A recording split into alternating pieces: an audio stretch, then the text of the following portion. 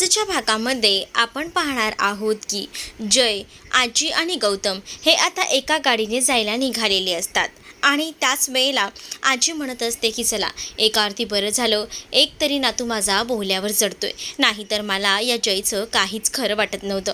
त्यामुळे आता गौतम तुझं लग्न होतंय ना, मला खूप जास्त आनंद झालाय. तेच आता आजीला जयच्या गाडीमध्ये ना ती काल दिलेली शरूने फुलं सापडतात, जी मोगऱ्याची असतात.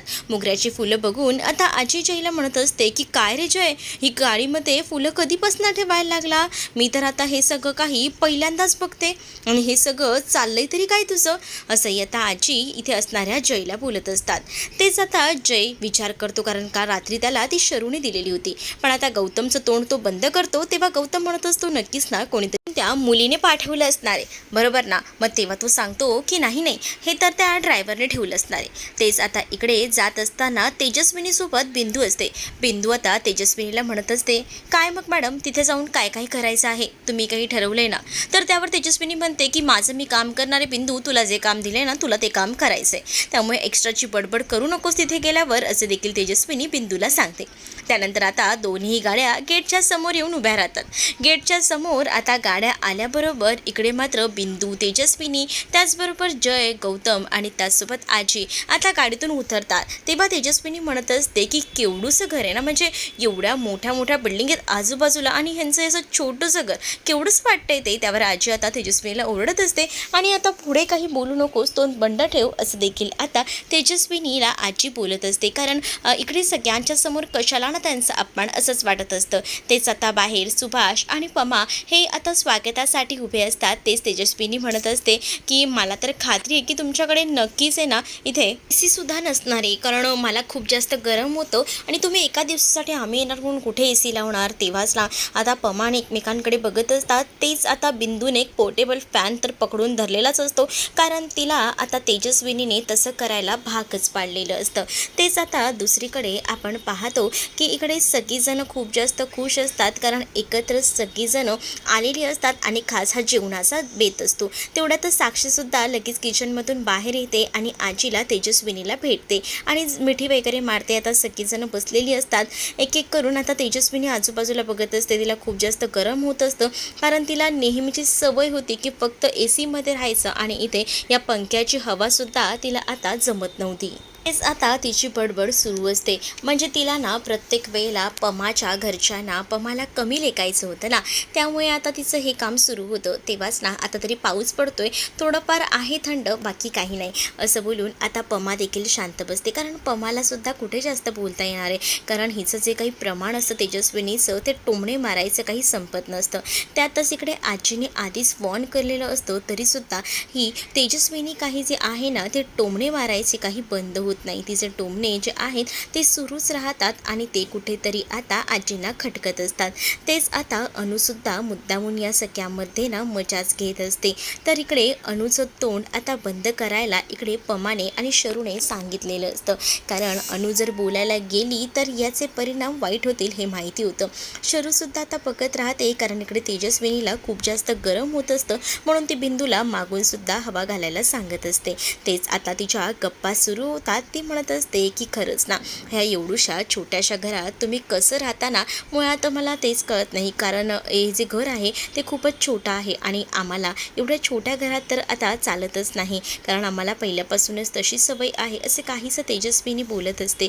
पण आता ह्या तेजस्विनीचा रुबाब हा खूप मोठा असतो हे सुद्धा कळलेलं असतं. तेच आता सुभाष यांना तेजस्विनी बसायला सांगते. तर तेजस्विनीची बॅग जी आहे ती तिथे ठेवलेली असते. तर तेजस्विनीची बॅग ठेवल्याबरोबर लगेचच इथे असणारी ही जी बिंदू आहे ती म्हणत असते की साहेब, तुम्ही बॅग खाली ठेवली आहे, ती बॅग कितीची आहे तुम्हाला माहिती आहे का?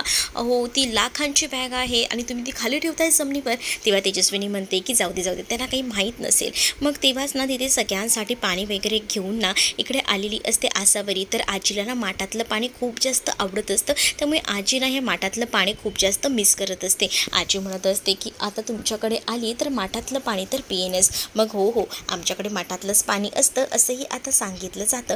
तेच दुसरीकडे आता सुभाषला जॉबबद्दल विचारलं जातं, मी कसं चाललंय, काय चाललंय, या सगळ्या काही गोष्टी. तेव्हाच ना सुभाष म्हणत असतात की चाललंय आपलं बरं. तसंही आता आमचं आयुष्य जे आहे ते व्यवस्थितच आहे, कारण आमच्या आयुष्यात ना गव्हर्नमेंट जॉब आहे म्हटल्यावर थोडीफार मेहनत तर आहेच. मग मला कळतं आजकाल महागाई पण खूप वाढली, म्हणूनच तर तुम्ही ना तुमच्या खांद्याला खांदा लावून ह्या पम्माताईसुद्धा काम करतात कॅटरिंगचं. मला त्यामुळेच वाटतं ना की हे सगळं यासाठी केलं जातं करून. समजू शकते मी, असंही आता ती म्हणत असते.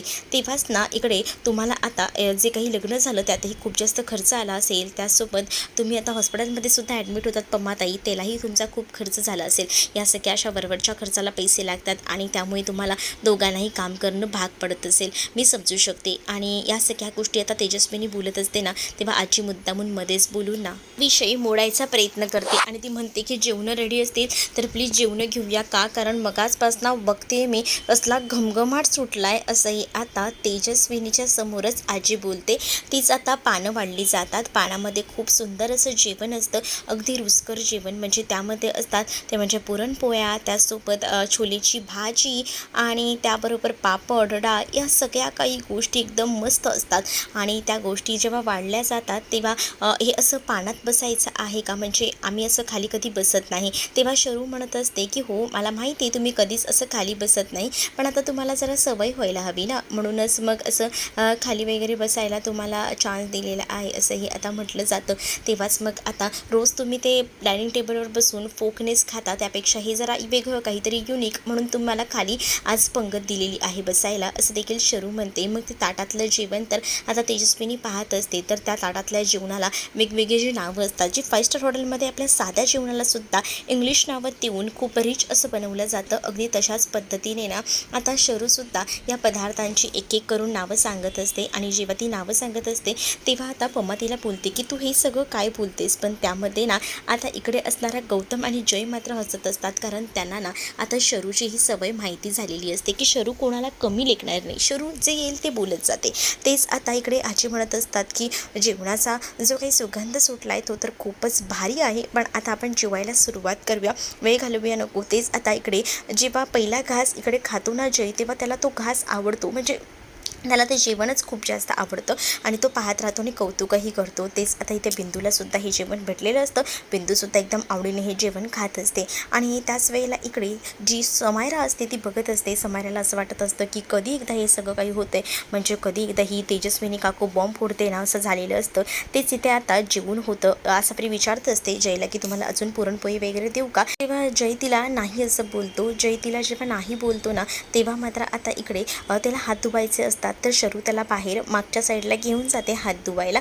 तेव्हा ती त्याच्या हातावर हळूच पाणीसुद्धा टाकत असते. जेव्हा ती हातावर पाणी टाकत असते तेव्हाच ना ती त्याच्याकडे बघत असते आणि तेव्हाच हळूच ना तिला आता उचकी लागलेली असते, तर तो आता त्याच्या हाताने तिला पाणी वगैरे पाजतो, जेणेकरून तिची उचकी थांबायला हवी असंच त्याला वाटत असतं. तर तुम्हाला हा भाग कसा वाटला आहे कमेंटमध्ये मला नक्कीच सांगा. अशाच भागांसाठी आपल्या चॅनलला सबस्क्राईब करा. चला तर मग भेटूया पुढच्या भागात. तोपर्यंत टाटा बाय.